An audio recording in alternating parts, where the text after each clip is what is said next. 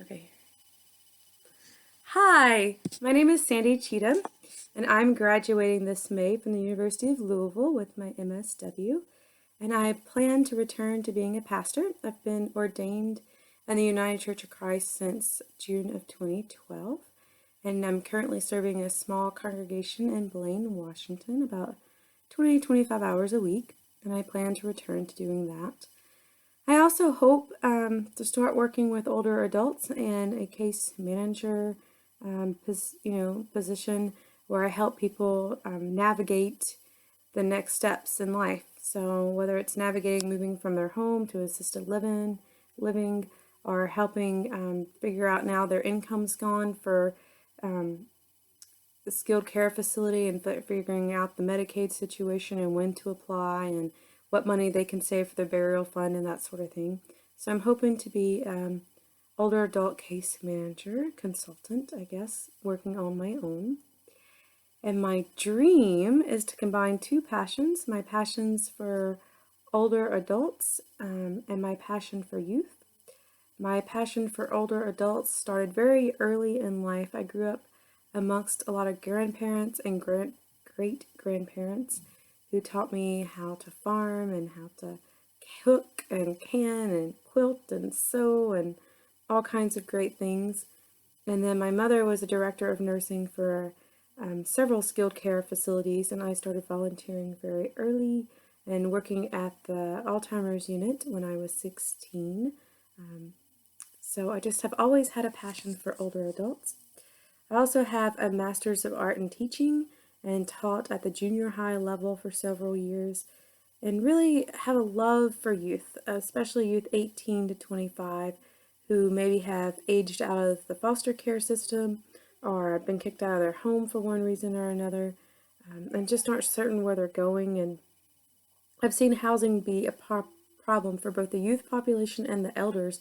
Often elders' income doesn't go up, but their rent does go up. And so they're forced out of their homes if they're renting. Sometimes, they do reverse mortgages and things run amok. And sometimes they just need more care that they can provide for themselves on their own, but they're not really ready yet for skilled nursing or assisted living facilities. They want to be at home. So I've considered all this, and my dream is to mix these things together for a solution. So my dream is to open an adult family home that would house 6 to 8 older adults on the bottom floor of a home with appropriate, handicap accessible bathrooms and that sort of thing, and a kitchen and a dining room, living room.